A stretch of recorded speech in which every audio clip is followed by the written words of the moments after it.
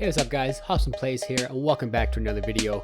Today I want to explain how to build a sugarcane farm, design I came up with on my own, and I've been using it in my Minecraft Bedrock playthrough, which you can check out after this video. Here is a sliced version of the farm. You can actually mirror this, so when I show you the actual tutorial, I'm going to have it built on both sides. Basically, all the items get dropped into this single hopper right here. And it's a pretty straightforward design, just using pistons to push the grown sugarcane into the water stream. And every time that it does that, you collect all the drops just down in this hopper. And yeah, it's pretty straightforward. One of the benefits of this farm is it's totally AFK. It needs to just be in your ticking area. You just have to be kind of near it. One of the reasons I designed the farm this way is that it's not a zero tick farm. I'm not a big fan of zero ticking, and I believe Mojang isn't either. So in the event that they do end up killing off zero ticking completely, you still have a good backup farm here where we're not using an exploit such as zero ticking. It's a pretty compact design. It doesn't take up too much space. Overall, it will fill up about 2 chunks if you're particular about putting it in the chunk boundaries. The way I have it set up is that it's timed with a daylight sensor. So in the morning and at night, when the sun comes up and goes down, it's going to send a pulse, which will trigger your pistons. I have a little bit of a pulse extender here just to make sure that as the pistons extend, they actually make sure that the sugarcane drops into the water stream. They kind of push against the piston, and yeah, they all fall into the water stream, and it's pretty much lossless. I'm not going to say 100% lossless. I have experienced a few times where it just kind of catches on the edge of the dirt block there, but again, this is kind of a modular design, so you can build this pretty large, and the larger you make it, obviously the better rates are going to be. Again, the rates are kind of going to depend on how many modules you want to build. The nice thing about this is because it's all a single output, you can build this up just kind of how your resources are. Let's say you don't have quite enough pistons to build 2 full modules. You can just build 1 module and slowly build up your resources for another time, and then kind of add layers as you prefer. In this tutorial, I'm just going to show a 3 tall design. Like I said, this is pretty much infinitely expandable. You can go right up all the way to the build limit or right down to bedrock, and it's all going to produce sugarcane for you. Just a quick demonstration before we begin. Let's trigger this daylight sensor, and you can watch here the pistons extend. Sugarcane drops, and it all comes down into this single hopper right here. And if we take a look, I don't see any sugarcane stuck on the dirt. So in that test, it was lossless. So that's a great benefit to this. Like I said, it's pretty much lossless. I'm not going to guarantee that it's 100% lossless, but it should get you where you need to be. All right, I think that's enough explanation. Let's get into the tutorial. There is going to be a complete block list down in the description, but to start off, these are the blocks you're going to need. There's a few more redstone components, but we're going to get into the actual clock of the farm later. So you need some grass blocks for actually growing the sugarcane. I use smooth stone. It's kind of just a nice block. I like it how it looks, but you can use whatever solid block you want. You need a bunch of pistons. You'll need glass. Again, you don't have to use glass. I just prefer the aesthetic of glass. You'll need a single hopper, a bunch of redstone and redstone torches and redstone repeaters just for kind of the brains of your operation. And obviously sugarcane needs water to grow, so we just need a water bucket and a water source for keeping your sugarcane alive. So to start out, let's take our grass blocks, and again, it doesn't matter, it doesn't need to be chunk aligned or anything like that. If you want to, you can, just to keep it kind of within a ticking area of your choice, but again, it's kind of up to you. Let's start out by putting 8 grass blocks all in a row.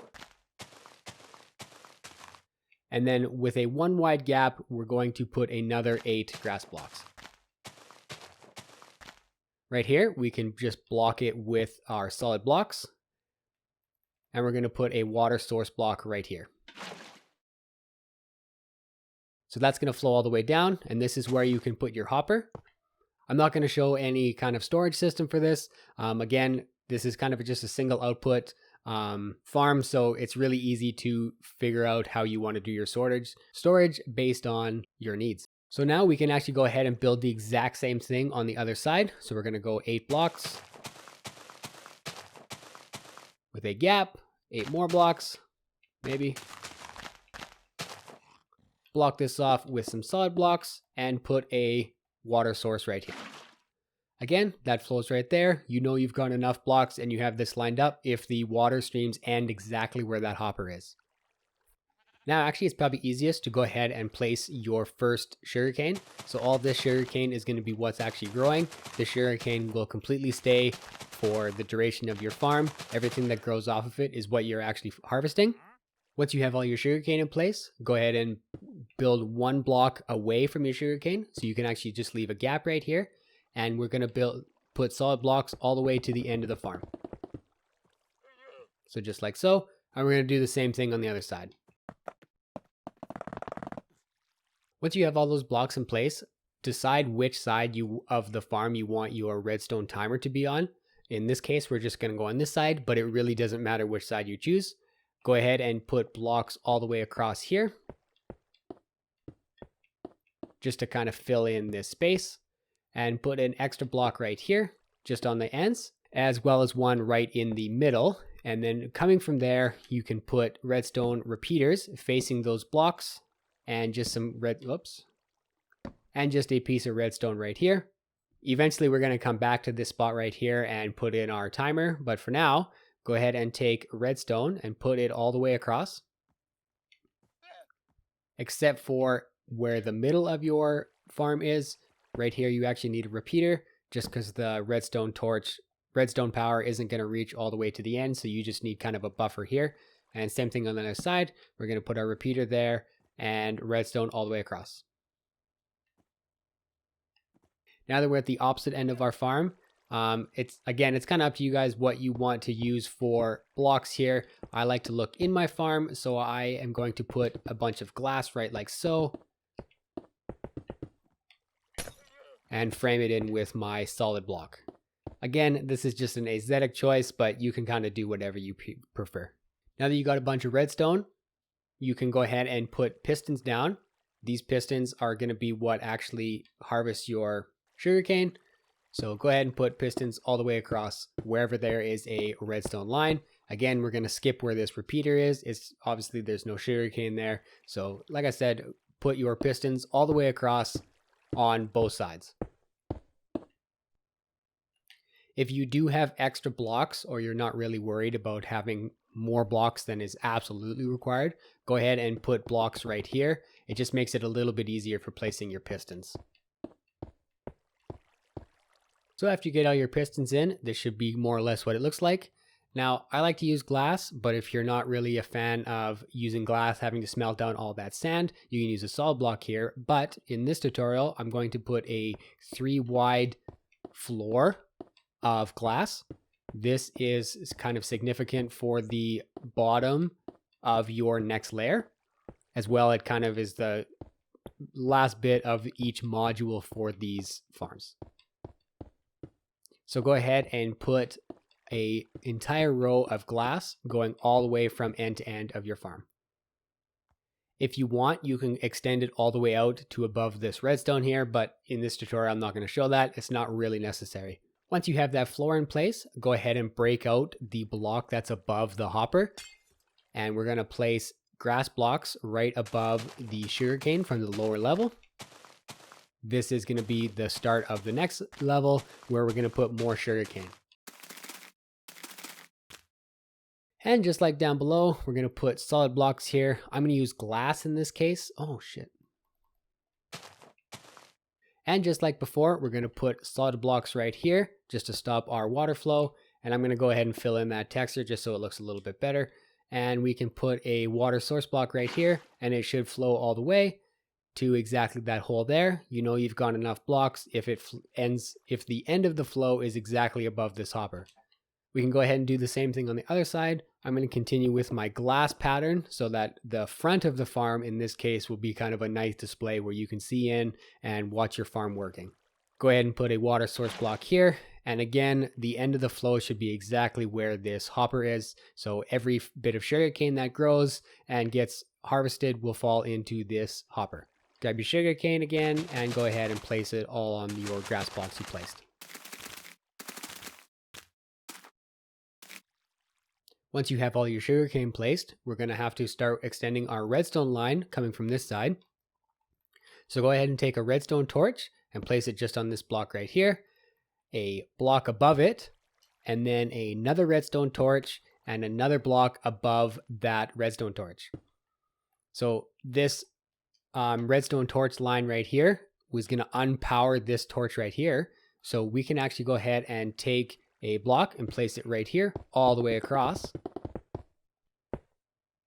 And this will be the redstone line for your next layer of pistons.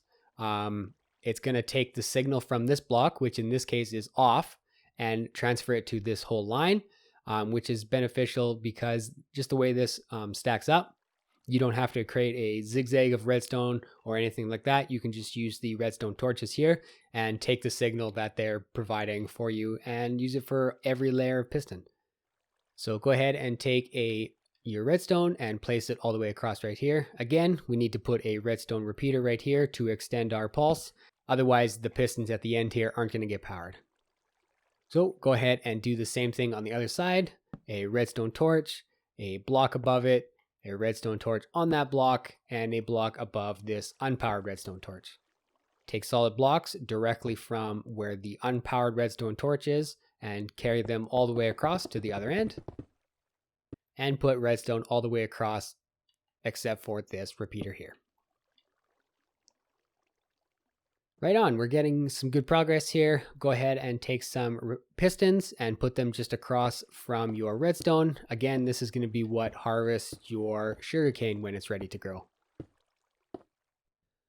All right, and just like that, we're almost finished another layer. Go ahead and fill this all in with solid blocks, just so that every bit of sugarcane that you punch out does not fall into the edges here.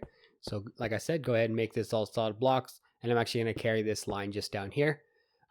It's a little bit silly just because it's going to have these blocks here. It's up to you if you want to try and reconfigure this in a different way that maybe looks more aesthetically pleasing to you. But in my case, this is the back of the farm, so I don't actually see any of those issues. Now that we're at the front of the farm, go ahead and continue your glass up like so. Again, this is an aesthetic choice by me. If you want to just make them solid blocks, go for it. All right, again, let's fill this all in with another row of glass. This is the floor of the third and final level. Very nice. So let's fill in our dirt again. We have a bunch more dirt to place for this third and final level. Again, 8 blocks of dirt. Continue our solid blocks up. And put a water source right here. Again, it should end right here. We can go ahead and punch out this glass block, and any sugarcane that gets punched out by the pistons will fall down this hole. All right, and same thing on the other side. Continue up our glass blocks. Place a water source right here. It's going to flow to the very end, and very nice. Place your sugarcane on the grass. And now we're going to work on our redstone line again. We're going to continue our trend of redstone torches. So again, place a redstone torch, a solid block, and another redstone torch, a block on top of it, and a row of blocks across from this unpowered redstone torch. If your redstone torches aren't following this pattern of on, off, you're going to have to put probably a redstone torch right here. You'll see that it's actually going to reverse all these, but we don't need that. In this case, if you're following this tutorial correctly, you'll be fine. So go ahead and continue your blocks across here. And we're going to do the same thing on the other side. Redstone torch,